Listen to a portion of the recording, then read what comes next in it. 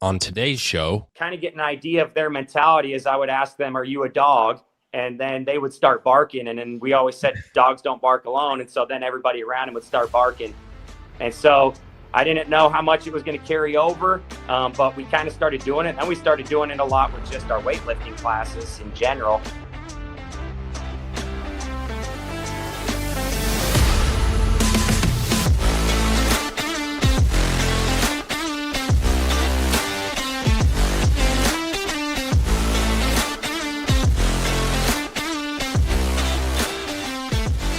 Welcome into Canton Sports Chatter, a statewide high school sports entertainment show streaming on YouTube and wherever you get your podcasts. My name is Cole Reif, and we are a week away from Turkey Day. So hopefully everyone is getting excited and geared up for a memorable holiday season, as it is. I don't even say it's just around the corner because it's right here. Hey, we have a jam-packed show today. In fact, it is history here in Canton Sports Chatter. Now, our history only goes back about 3 months, but it's still history. The most guests ever on a Canton Sports Chatter show. It happens today. We'll go ahead and check in with our first one here. The Twin Valley League had a great volleyball season. Have a couple teams that are still alive on the football, competing for a right to get to a state championship. Jeff Wurtz, who is with the Twin Valley League Spotlight, or the TVL Spotlights online. We're going to check in with him. And now, Tuesday's show, we talked with the Osage City football team, and I mentioned it seemed like all their superstitions was everyone had like a clean shave before game day. They would always shave like Thursday nights or before their game. I feel like Osage City, it took all the razors. But let's check in with Jeff Wurtz with the TVL Spotlight. Thanks, Cole. You will have to forgive the playoff beard, but I am still running with a couple of teams in the Acacia State football playoffs. They will actually play each other this week. Axtell taking on Hanover in the 8-man D2 semifinals. Winner of that game goes to the state championship. These two teams have really developed quite the rivalry. Both teams knocking each other's 40-game winning streaks out and just playing tremendous football each and every time they go on the field against one another. Again, it's been a last few years to remember between Axtell and Hanover. I do want to shout out, though, our girls this week. The KVA All-State teams came out, and 21 Twin Valley League athletes made this year's team. 21. That is split out over 3 classifications, 1A, D1, D2, and 2A. But again, 21 athletes, including the 1A State Player of the Year in Gretchen Bott and the 1A State Coach of the Year in Amy Bott. So an incredible fall season for the TVL, and it looks to only continue as, again, we will have a team in the state championship coming up in 2 weeks. Hey, thanks for the update once again at Jeff with the TVL Spotlight. You can check out his work online with the TVL Spotlights. Getting to today's guests, it is Hoisington heavy early on. Layton Hoffman, Taylen Morales, Mason Martin, all part of the Hoisington Cardinals. They'll have our leadoff question with some Thanksgiving-related questions. Also, Mary Claire Zacharias, student broadcaster for St. James Academy. More on her in just a little bit, but she'll give us an update on the 5A East matchup with St. James Academy and Baser Linwood in the semifinals. Brandon Hill, Brian Hill with Hill Brothers Football previews some of the western half of the state and some athletes and some teams that are still going in the playoffs. Brent Schneider, head coach of the Sterling Black Bears, will be our quality time interview, and then we'll wind things down with Glen Grunwald and Dustin Armbruster, both of Eagle Media, one for Hutchinson, one for Hayes, and a behind-the-mic setup from a game previously played this year. And then it will also have an appearance from Cameron Birney with KCMC Sports, as he will preview that big matchup with Great Bend and Salina Central on the 5A West. Like I said, it is a jam-packed show. Let's get to it. It is our leadoff question. It is our leadoff question on Canton Sports Chatter, joined with Layton Hoffman, a member of the Hoisington football team. Layton, what is your favorite food at Thanksgiving time? I would have to say ham. Ham. Okay, so I mean, do you just like load up the plate with ham? No, well, I go like ham, a little bit of turkey, but not that much because I think it's dry. And then I like mac and cheese a lot. I'm a big pasta guy. Okay, so I mean, do you ever try like the dark meat if you think it's dry? No, not really. I'm not a fan. Like every year, is there always going to be ham like in the house, or like do you ever have a year where it's not there? No, it's always ham and turkey. Sometimes, if the grandparents, we go to their house and they sometimes cook us steak. So those are special years. There you go. Does it matter who cooks the ham? No. Okay. Just whoever. Any Thanksgiving traditions that you guys have with your family? No, before dinner we pray and then we all tell each other what we're thankful for. That's kind of a tradition.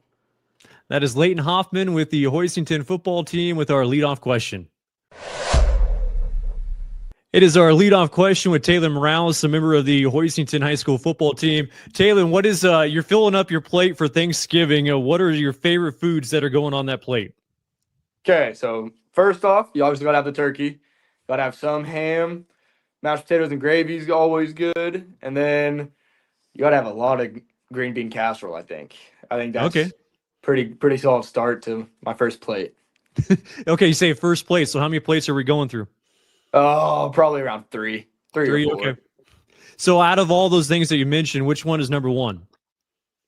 I think it's got to be the mashed potatoes because they just go with everything. You can mix it with whatever you want, and it'll make everything taste better.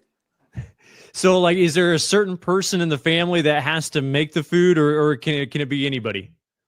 Yeah, I think my grandma does it the best. I think she does everything the best. So, any Thanksgiving traditions that you guys have with your family? Nothing besides going over to our grandparents' house over by Ellenwood and eating there with the family. Do you leave room for dessert after those 3 plates, or do you wait on that? I sometimes I have to wait. I eat too much first, and then I don't know about the dessert till it comes out. That is Taylen Morales, a member of the Hoisington football team, with our leadoff question. It is our leadoff question as we bring in a Mason Martin, a member of the Hoisington High School football team. Hey, Marty, for Thanksgiving, you're filling up that plate with all your favorite foods. What's going on that plate? I'd probably put on some ham, just the normal old box stuffing. I'm not a big homemade stuffing guy, but the box stuffing, and then, I'm a big crescent roll guy, bread.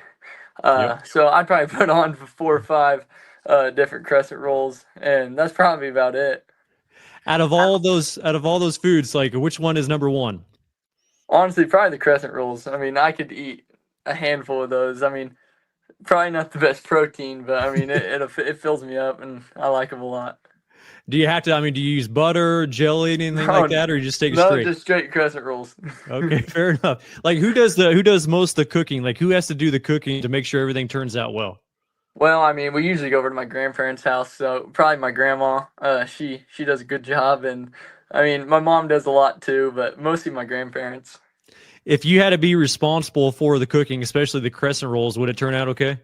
Yeah, I make crescent rolls at my house sometimes. I know how to do that. It's pretty simple. Any Thanksgiving traditions with you and your family? Not really big traditions. We just go over to my grandma's house and go to my dad's side and my mom's side and just eat, have fun together, talk, see family that we don't see every day. So very good. Mason Martin with the Hoisington football team answering our leadoff question. Chirp, chirp, the boys in red. That is Layton Hoffman, also Taylen Morales, and Mason Martin with the Hoisington Cardinals with our leadoff question. They take on a Southeast of Saline on the road this Friday night in the 2A semifinals. All right, before we take our break, a special guest. Like I said, this is a jam-packed and kind of a special show for me, especially this next one, because as a broadcaster, like, I'm a broadcasting nerd. Like, everyone has their niche, and like my broadcasting, like my niche is broadcasting, and I've loved it for a number of years now, whether it's play-by-play or whether it's hosting a show or sports talk, whatever it may be. Love it, and all different aspects of it, not just the on camera or behind the mic setup. So for me, I like seeing more and more students that get into broadcasting, because that's just my field. So like, it's kind of inspiring to see, broadcasters at that young age that want to get into this field. I think there's a lot of colleges in the state of Kansas that have great programs, but now you're seeing more and more high schools throughout the state that have media programs, whether they're hosting shows, newscasts, whatever it may be, but a lot of them doing sports broadcasting, which is even more exciting for me.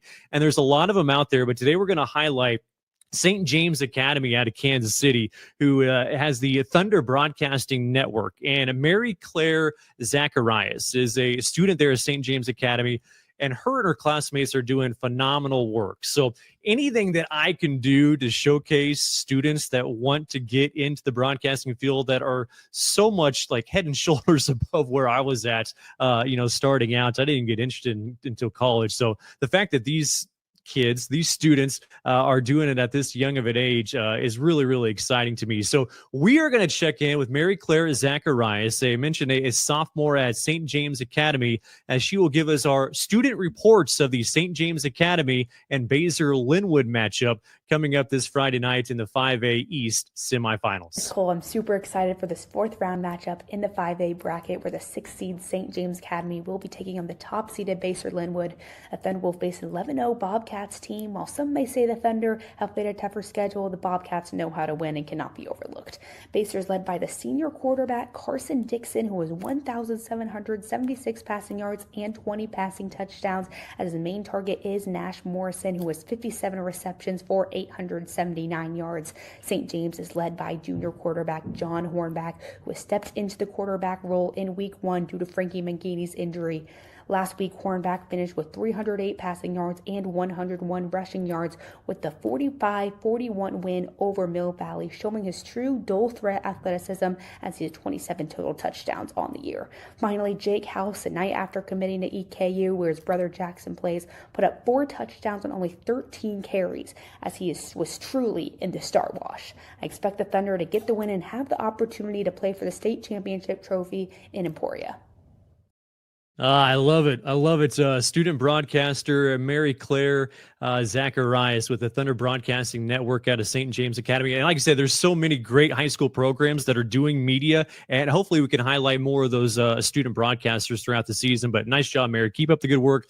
Anything that we can do to help out student broadcasters, I will definitely try to do so. All right, we will take a break. When we come back, the Hill brothers, Brian and Brandon Hill, will highlight some of the Western Kansas recruits and also the teams that are still alive in the state playoffs. Hill brothers join us next.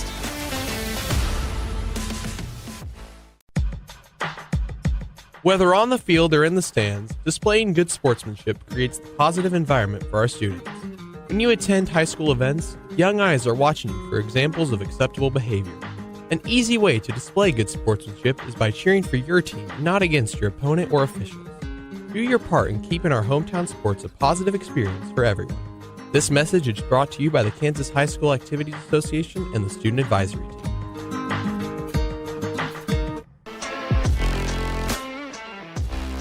Welcome back on Kansas Sports Chatter. It's time now to continue to preview some of the state playoffs that are heading our way for the sub-state round, especially on the west side of the brackets, as we will bring in our guests from Hill Brothers Football. That is Brandon Hill and also Brian Hill. Hey, guys, appreciate you joining us. Before we talk about any individuals, anything that stood out to you as you guys have followed along in the playoffs, any surprises or anything that's kind of excited you so far in the results?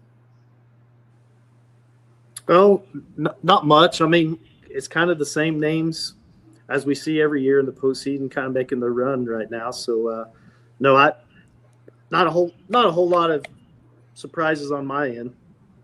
What about you, Brian? Anything that stood out? Oh, just, last week we saw some upsets, in the higher classes, that were kind of some surprises with Mays going down and Derby beating Wichita Northwest. But, again, those two teams, Derby and Manhattan, sure have a pedigree of, postseason success. And, they kind of showed that they, weren't going to go away, quietly.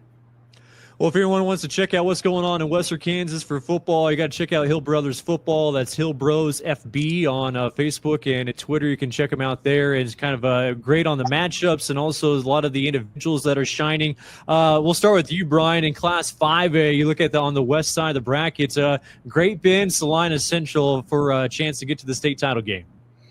Yeah, Great Bend, played a great game, a pretty epic game, having to play Hayes for a second time 2 years in a row. And, with a big stop there on 4th down and 3 yards to go at the end of the game, put them into this game. And, the same characters that have been making plays for them all year long have, really came to play again that night, Friday night. And Ian Premer was, basically, man on a mission, was doing a little bit of everything. Didn't have quite as big a game as he had in the first matchup that they had with Hayes. But, obviously Hayes, was trying to pay closer attention. But he did get the scoring started with a great catch and, got Great Bend off to a great start. But, Cooper Ahmad, in the 2 touchdown catches, one of them there late in the game on a 3rd down and long that, really helped kind of give Great Bend some momentum when they really needed it. And, of course, Daxton Minton, how he played, he's been playing great first 3 rounds of the playoffs. Has been really kind of a man of all trades. He rushed for 70 yards or so and had another good game throwing the football and had 3 touchdowns. So, offensively, Great Bend has really proven that, they can score a lot of points. And if you're going to beat them, one of the biggest things you got to do is score. And, that's a very difficult task, especially with the Kern brothers. It seems like they're always on a tackle. Trenton had 17 and Cale had 14 tackles. And between the 2 of them, they're a tough task. And with all the other guys that they have there on defense, just makes it difficult. So, the game against Salina Central will be an interesting one. Salina Central, I know, does run the football well, and but the offense is going to have to score some points because we know that Great Bend's so explosive. Another game that we really thought is a big one. Victoria and Hodgman County are got 2 teams that matched up in week 8.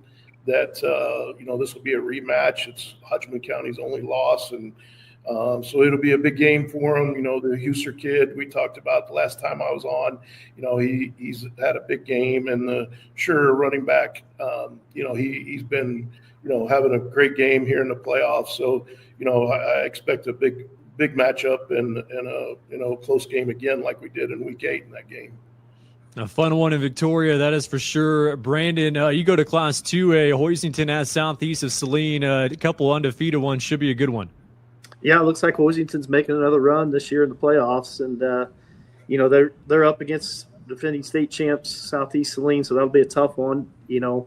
Hoisington looks a little different this year. I mean, they still run flex bone and still grind it out, but Coach Baird's opened it up a little bit now with quarterback Mason Martin.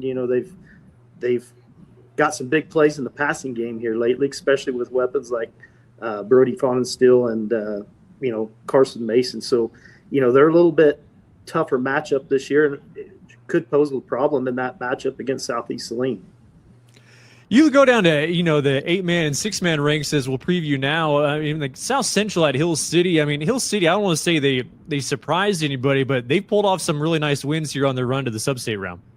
Yeah, Hill City, lost week 1 to Trigo and then ripped off, 9 in a row there, and then had the rematch last week and ended up pulling the upset. And, Trigo, I think, was on a lot of people's radar to maybe make it to a state championship game this year. So, hats off to Hill City. But, that South Central Wichita County game was kind of a crazy one because Wichita County had the lead at halftime, and then South Central, kind of took over in the second half. I mean, Easton Huck, the quarterback, man, he had some big plays of the run game, and then, he's got that big weapon with Jack Hurd, that 6'4" kid at tight end that, a couple times just throw it up to him and he made a play. But, for them knocking off Wichita County and now playing Hill City, it looks like they got a chance to represent here in the West in 8-man Division I. Again, showcasing the west side of the brackets of some of these classifications. What stands out about that 6-man matchup with Weskin at home against South Barber? Yeah, that should be an interesting matchup. It's kind of contrasting styles where Weskin's more of a running team, I would say. I mean, 6-man's wide open as it is, but, Carson Wright had a huge game against Ingalls with, 400 and some yards and 8 touchdowns. He's such a weapon when he touches the ball. He's so fast that in that open field, the 6-man. And then South Barber, they're more of a passing team with quarterback Austin Swanger. I mean, I think he's got like 42 touchdown passes on the year. And so that'll be an interesting high-scoring game, and probably will come down to the, last few possessions to make sure, who's going to move on in that 6-man West division. I gotta imagine, I just had this vision of you guys, on Friday nights. How many, video streams do you have and, huddle streams do you have of ball games on Friday nights? Quite a bit. I'm trying to watch several of them, write down certain names, follow stats, and yeah, Friday nights are pretty crazy for me for sure. I mean, with Brian coaching and stuff, his hasn't been as busy, but we talk over the weekend and try to catch each other up. Hey guys, appreciate the time and also the insight. Thanks for having us, Cole. Thanks, Cole. That is Brian Hill and also Brandon Hill with Hill Brothers Football. You can check them out on social media with Hill Bros FB for all the latest and the greatest for high school football in the western part of the state. Here's a hard truth. If your business isn't using AI in its marketing, you've already fallen behind. But there's an advertising agency in Kansas that can get you back up to speed. That agency's name is Meyers Enterprises Media Research. The name sounds dry because the company's run by engineers, not salespeople. They use superior research and analytics that drive results with surgical precision. Marketing doesn't have to be a gritty battle in the trenches. Your business can win from the box. Visit their website, mediaresearch.agency, to learn more. It is our quality time interview, a chance to spend a little extra time with our next guest as we bring in Brent Schneider, the head coach of the Sterling High School football team. Coach, I mean, this time of the year, I got to imagine it is exciting for all coaches, but what is that excitement level like for you as a coach going into postseason?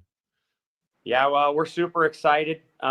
We have a great group of kids here. They're a pleasure to be around, and we've known there's been something special with them, and we always knew that it could have been a great season, but we just kept preaching one practice at a time, enjoy the ride. And we had some tough early season games. So it's a good thing that we kind of approached it that way. And then as the season's kind of progressing, we're having the success that we're having.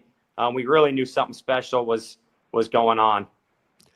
Well, I know as a coach, you're just looking at that next opponent coming up in the upcoming round, but how much time do you spend looking at that bracket? Because I imagine even March Madness, I'll just sit there and devour that bracket for hours. How much time do you spend just looking at that bracket and thinking of the what ifs? Yeah. I'd be lying if I said we didn't look at it. We tell our kids all the time that, hey, just come to practice, focus on one practice, one opponent. But as coaches, we need to look ahead a little bit and start kind of trying to figure out how to get some film on some people and what people are doing to us. But we're definitely looking at it. We practice a very unique way with our offense and even with our defense that we feel like every week we're kind of preparing for a little bit of everything. And we think that's really helped us as we're getting into the playoffs. We don't think anybody's going to do anything crazy that we've never seen before. And I think that really helps. But we've definitely been looking at it. And we kind of have an idea of how we think it's going to play out if we keep having success. And so we're kind of preparing for a couple different ways it could play out. Any specifics on how you do go about practices throughout the year to kind of prepares you for anything special that you guys do? We just we go to the Friends Clinic and the Harding Clinics for our flex bone stuff. And we just kind of go about business as we've been taught how to do our practices and organize our practices. I think some of the success we have is our young kids get a whole lot of reps, and just being a system offense through these years where we've really been focusing on building our culture. Our kids have gotten a lot of reps at things and we don't change too much. We just keep doing it. And we kind of started taking that approach with our defense instead of focusing too much on just a single opponent for that week. We kind of prep for different things through 7-on-7 time or what we call Stock Street perimeter time or team time. And then we do focus on that week of opponent, but we try to practice against a lot of different looks each week. You talk about that flex and just that familiarity with it. How important is that, just kind of building kids up through a program that they're just familiar with that offense? Yeah, I think that's a huge deal. I'm not going to sit here and act like that I do anything super special with the flex bone. I feel like I want to be very humble with it because I've had great people teach me a lot about it. Coach Harrison at Friends and the Harding staff is awesome about, you reach out with questions and they get back to you with whatever that you might want. And so we just try to do the things that they have been doing, and we try to apply it to our kids. And then our kids just being in the system, we've realized the last 2 years especially that the benefit of it is the beginning of the years, they have so much knowledge of it that we can really jump in quicker than we had been able to in years past when we were trying to do things our way a little bit. And so our kids really come in and they're ready to go. And our freshmen, they do struggle a little bit, but we try to plan. We've been blessed with having a lot of kids come out at our level. And so we've had a couple C games on the schedule, and they've been able to get a lot of reps through that. And then we've had our full JV schedule. So we just take pride in getting our kids a lot of repetitions, and I think it's paying off. You go back to even last year, Coach, and you guys are playing some really good ball toward the end of the season, even in that playoff loss. Could you feel that momentum from last year and how it was going to carry over into the next season? Yeah, I think we really could. We started out the year in an interesting spot. I think I tried to do too much as a coach, and we tried to get a little too cute with what the offense was. And then kind of going into week 2 and on, we hit restart and kind of got back to the basics and said, okay, we got a little ahead of ourselves. Let's go back to what we were taught. And from that point on, you could tell our kids felt more comfortable, and we started really rolling and started seeing some success in it. And then definitely toward the end of the year, we were really doing some great stuff. And I give all the credit in the world to Valley Heights in that matchup. I think they came out and they did some stuff, and they kind of punched us in the mouth. And honestly, I think our kids were kind of looking ahead a little bit. I think our staff was looking ahead a little bit. And that was a great football team. And really in the offseason, we talked about defensively. Let's kind of figure out what we wanted defensively, because Valley Heights was an off-tackle belly team, and Conway Springs was a power football team. And we knew our offense was rolling, but we need to figure something out on defense on how to stop some power run teams and off tackle. So we kind of went from an odd front to an even front this year, and we've really liked where it's taken us. You look at last year and even that momentum, and you kind of I guess you were doing some hunting last year as a team, but now, you look at the success you've had this year, teams are now hunting you. That mindset, do you feel a difference where, now teams are coming after you? I definitely get a sense of it, but I think that we're very grounded. We have a great senior leadership group, and just with success they've had in basketball, being state champs, and kind of just growing up with each other and the bond they have. And then we have a really good junior class below them that comes in, and they grind and they do all the right things and they work hard. And then even our sophomore and freshmen, they're bought in and they come in and they work. And I think that pressure is taken off a little bit, just because our kids want to come in and work. They're not looking ahead. They understand the process, and it's just fun to be around this group of guys. Well, everyone always talks about, being battle tested and, what did your regular season do? Heart of America, you talk about building some depth in Heart of America. Obviously, you guys are humming. Inman, Mount Ridge, Marion's had a good year. Sedgwick down a little bit this year, but, they've been there. Hutch Trinity, how impressive was the Heart of America, and how much fun has it been just being in that conference? Yeah, absolutely. Heart of America, it's kind of a buzzsaw. And one thing that we've been preaching, we've played Conway Springs in district and Medicine Lodge in our district, and Hutch Trinity in our district too, being a league opponent. But we've told our kids for the past 4+ years that we've seen state championship football. It's not like people are in the playoffs winning playoff games and winning state. We don't know what that looks like. Our league has been a buzzsaw, and our district is, in my opinion, the hardest district in the state. And we've had success in it, and we've seen great football. And I think the kids realize that there's not these games late in the playoffs or the state championship game of these teams that are out there that they don't know. We've played Conway. We've played Inman when they were great. Even my first year we were here, we played Norton when they were state runner-up. So we've played these teams that are going on, and our kids realize that it's not like we're going on and we're going to see the Kansas City Chiefs or anything like that. We know playoff and state football. And so our kids understand that. And I love having an awesome league and awesome district, because if you can get through it, then the playoffs, it's kind of like we're playing the playoffs all year. So that's exciting. I couldn't give any more credit to our Heart of America League. They're awesome.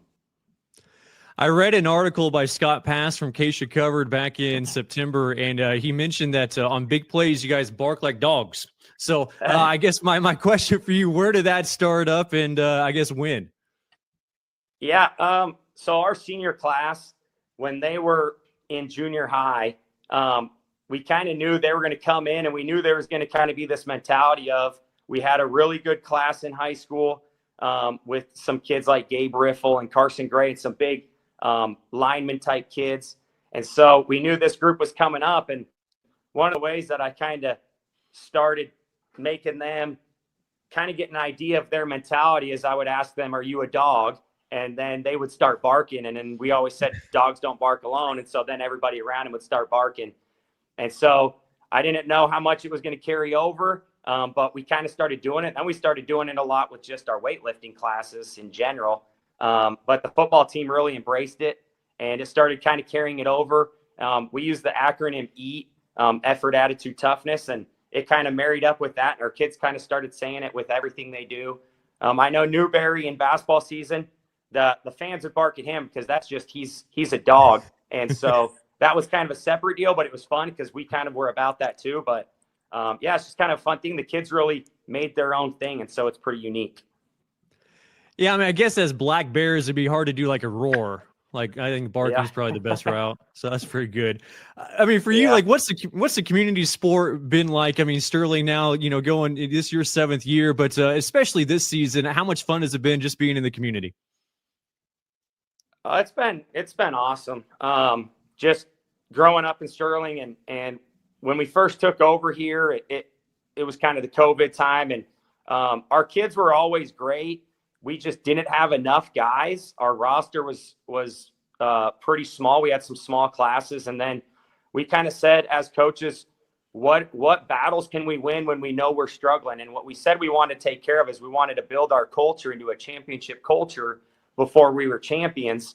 And so I give a lot of credit to a lot of those classes. They really bought in, and we were playing some pretty good football, and we were learning as a staff how to coach the flex bone and coach our individual groups, and our kids did a wonderful job. And then now we have 48, 51 kids out year after year, and our classes are full. And it's like we were saying earlier, we get to jump right into these seasons, picking up right where we left off. And the community loves it. I know throwing the ball is what all these people do at all these different levels. And we've thrown about, I think we're less than 10 attempts on the year. But we kind of broke down at a parent meeting last year. It's not all the same run play. It just looks the same. We kind of attack it at different things and read different things. And so I think they understand it. And then they're seeing a lot of success out of it. So it's fun. We are, and we're being successful out of it, and have a ton of people in the community. They take care of our kiddos, and our parents are awesome. We do team meals on Thursdays, and they figure out how to get it done, and the kids love it. And then we do some awards with our decals and our highlight video after it. So just a ton of community support. Hey, Coach, appreciate the time, and best of luck the rest of the season. Hey, thanks a lot. I appreciate it. That is Brent Schneider, the head coach of the Sterling High School football team. That'll do it for our Quality Time interview.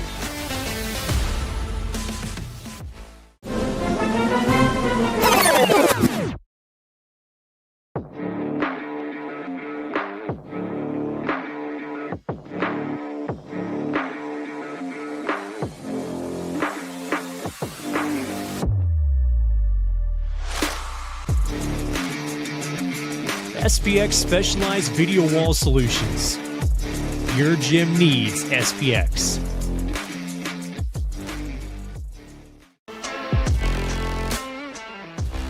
It is Behind the Mic on Kansas Sports Chatter, an opportunity to get a kind of a sneak peek of inside a press box or maybe a scores table during the winter time as we get to talk with some of the broadcasters throughout the state and just kind of take a look at their setup. And today we're going to be talking with Glen Grunwald and also Dustin Armbruster here in a little bit, both with Eagle Media, Glen out of Hutchinson and Dustin out of Hayes. We'll start with Glen. Hey, appreciate you coming on the show, Glen. For you, let me get a good look of your setup here as you come in and take me through your setup.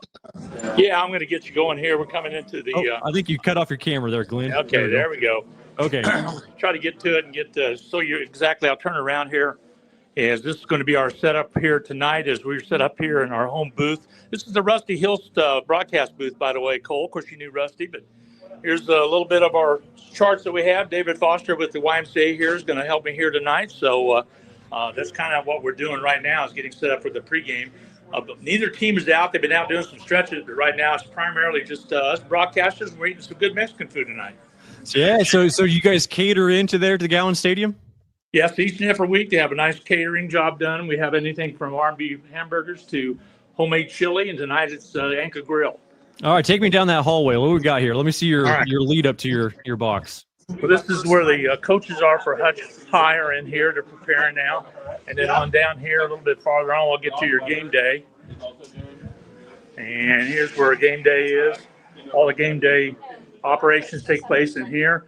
And this is where the big screen is ran from down here. You can see some of that. They run the screen. They run the ads on here as well as live replays that takes place.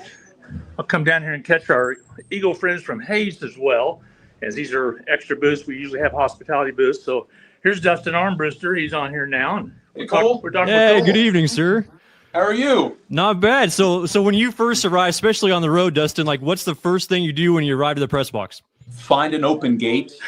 Sometimes we get to places early enough that can be an issue, but find an open gate, figure out exactly where we're going to be. Fortunately, I've been around long enough that I kind of got an idea where we're going. And then when you got somebody like Glenn on the other side of it, he lets you know exactly what the setup's going to be like. And we figure out what it's going to look like for us and the video crew and go about setting everything up and trying to make it look halfway decent by the time that we get done. You remember the old days when you had to worry about going on the road and about the phone line and trying to make sure the phone line was working? Phone lines. Yeah, phone lines. You were blessed when you got a phone line because otherwise it was cell phone. You thought you were hitting the big time, but making sure that the phone line worked. Were you dialing 1? Sometimes, especially for gymnasiums, you had to do a 9 or an 8 to get out, then do your number. Yeah. Oddly enough, we're back to cell phone now and doing it on an app. Way easier than it was even with the phone line. So, like, you guys are separated. You and Glenn are separated. But if you guys are side by side, which I assume, like, some places you go to are that case, like, do you ever put, like, extra emphasis, like when Hayes High has a really big play when you know someone's right next to you? I might look over occasionally just to see what their reaction would be like. But usually when you're in the same booth, you're just trying your best not to get in each other's way. And that's been the case, especially baseball. Baseball, you find yourself in the same booth as the other broadcasters at times. And so you do hear that carry over onto the other broadcast every once in a while. You can once in a while in basketball to some extent, but more than likely, I remember Salina Stadium, y'all used to have just a tarp that would keep you away from the coaches. And Dustin, you remember those days probably too. Between the tarp and then in Dodge City, there was times where we were right next to the coaches. Goddard used to be that way as well. There's been some words go out over the radio every once in a while that we're not allowed to say, but, football coaches can get fired up every once in a while. Hey, one more for you, Dustin. For your setup in your press box, what are some things that you have to have as far as to help you out on your broadcast? Well, the number one thing is my chart and figuring out where that's going to go so that it's accessible all the time. Everybody's charts look different on what they do, but my chart's got to be up and going, and then all of my different stat sheets and having that ready to go. And then I think everybody's partial to a certain pen. I've got the pens that I choose to use, different colors for halves or quarters, and making sure that all the information is in front of me. I think like every broadcaster, I come up with way more information than I'll ever use. But if it happens, like tonight, Holden Lynn's going for the all-time rushing record at Hayes High School. We're going to have that taped up in front of us so that as soon as it happens, we can make a reference to it. Hey, Dustin, appreciate it. Have a good call. You too, Cole. All right, Glenn, we'll have you walk back out. Thanks, Dustin. Right, I'll walk back down. I'm going to show you, again, this is where the Hayes High coaches are right next door to where Dustin's going to be. That makes it nice. Like I said, Game Day Central keeps everything going on the big screen, including all the different first down, second down, all that. Here's where the galley is here. Some good Mexican food taking place here. Yeah. And of course, on down, we have a couple hospitality suites as well. And I'll introduce you to David Foster. David's with the YMCA here in Hutchinson. He's doing his debut tonight. He's taking Coach Knack's place. Hey, good luck. Thank you. Yes, big shoes to fill for sure. Those are big shoes. I'm sure you'll do fine. What's your preparation like for you? Like, what do you study to get ready for a broadcast? Well, Glenn and Coach Knack prepared me with a lot of good notes, and just been kind of reading those throughout the week and getting ready for the big matchup tonight. Nice. All right, Glenn, let me look at your setup here on the press Okay, box. we're a little bit different. What We're also tie line, a little bit different.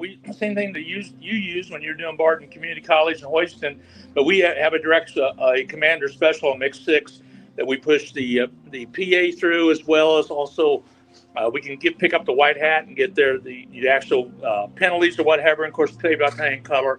It's the same concept. It's just a different thing, and it's off of internet. So that's what we run. Our camera over here is set up. This is grandson Matt that's still working here with us, Matt Peterson. He's helping out doing like we put it on also on huddle.com and our fanhuddle.com. We used to be NFHS. We switched over to Huddle, and my spot chart's a little bit different than what Dustin's are. I need a little bit bigger print. You guys with that 6-point print, Cole, you were known for that, buddy. That makes it a little bit harder on me at least, but I rely on these things pretty good too. Some binoculars. There you go. You gotta have. So, but Dustin and I traded information throughout the week, and so we got some name changes or by way of number changes at least. But we always sit down and get ready for that. But prep is the biggest part of it, as you know. You got to be prepared. You got to have more than what you think you're going to need. And of course, this is a playoff game, so we got some restrictions that we have with the Kansas High School Activity Association. Hey, Glenn, appreciate the insight and the tour. We appreciate you doing this. And hey, tell you what, folks, Kansas Sports Chatter is outstanding. We really appreciate it, and I love what you're doing, Cole. Hey, I'll send you a check in the mail for that plug, all right? All right, sounds good. It'll be a big one, right? Well, of course, for you. All right. That is Glen Grunwald, the voice of the Salt Hawks of Hutchinson High School, and that is our Behind the Mic, also thanks to Dustin Armbruster. Are you looking for a new way to promote your business or organization? Do you want to get your message out to a statewide audience that loves high school sports in both urban and rural areas? Kansas Sports Chatter has advertising opportunities from commercials, sponsoring specific guests, product placements, and even a premier sponsorship. Let Kansas Sports Chatter promote your brand. Contact ksportschatter@gmail.com for more advertising details. That's ksportschatter@gmail.com. Come join the chatter. A historic show for Kansas Sports Chatter, the most guests ever appearing on a single show. Write it down, November 20th, 2025, 11 guests on the show. And that's what we want to do. We want to just jam this thing as full as many guests as possible and keep that thing rolling and try to get our coverage to continue to broaden out there. And we still have one more before we close things out. Cameron Birney with KCMC Sports. Oh, yeah, there's a nice game going on the 5A west side of the bracket as well. Great Bend Panthers at home against Salina Central. Yeah, Great Bend and Salina Central this Friday. Man, this thing's going to be awesome. That KCMC Sports Huddle and Facebook. Salina Central has not made the state title game since 2005, the year that they won it. And then Great Bend hasn't been in the title game since 2006. That Salina Central actually hasn't made a Final Four since 2007. Great Bend made one back in 2016 where they eventually lost. But, I mean, this Friday, we got stars everywhere. Cooper Reeves for Salina Central. The kid runs for over 200 yards a game. He's run for over 200 yards in 9 of the 11 games so far for him this year. And he had over 300 yards and 5 touchdowns in a win over Salina South last week to get him into the Final Four. And then you got Great Bend. I mean, Ian Premer, Cooper Omont, the Kern brothers, and just star power, firepower everywhere, man. Hey, love what you're doing with the podcast. Thanks for having me on here for a minute again. KCMC Sports Huddle and Facebook this Friday. I love it. 11 guests on the show today. I'm exhausted. I'm going to take a break. We'll talk to you again next week as we get ready for the state championship week for high school football and also the Thanksgiving holiday. Enjoy the weekend, everybody.